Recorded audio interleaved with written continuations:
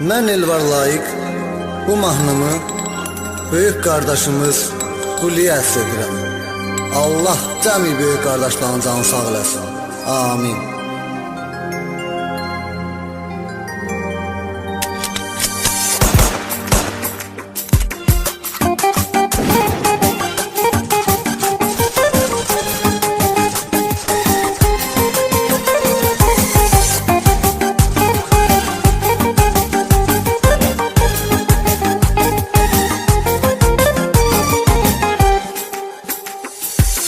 Kapılar üzünə açılsın, edirəm arzu qulu. Getmişsən ədalətlə sən bu yola doğru qulu. Bu yola edir davam çəkinmədən oğru qulu. Almışsan oğru adım türmədə əziyyətlə qulu. Bu yola edir davam çəkinmədən oğru qulu.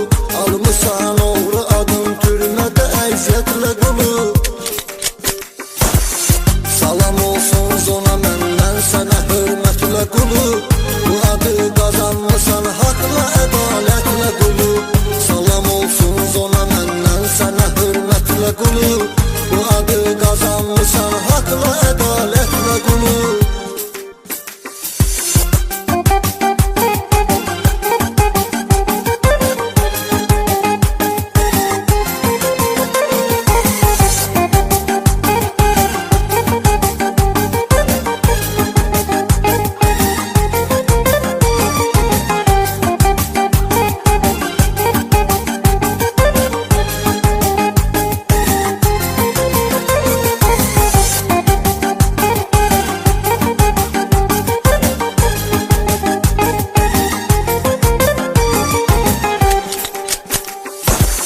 Nə qədər var böyük qardaşlar əyilməz başımız. Səni Allah qorusun, sən ürəksin daşımız. Həmişə fəxr edirik vardı böyük qardaşımız. Adını mən çəkirəm hər an şərafətlə qulu. Həmişə fəxr edirik vardı böyük qardaşımız. Adını mən çəkirəm hər an şərafətlə qulu. Salam olsun zona məndən sənə hörmətlə qulu. Bu adı qazanmışsan haqla ədalətlə qulu. Salam olsun zona məndən sənə hörmətlə qulu. Bu adı qazanmışsan haqla ədalətlə qulu.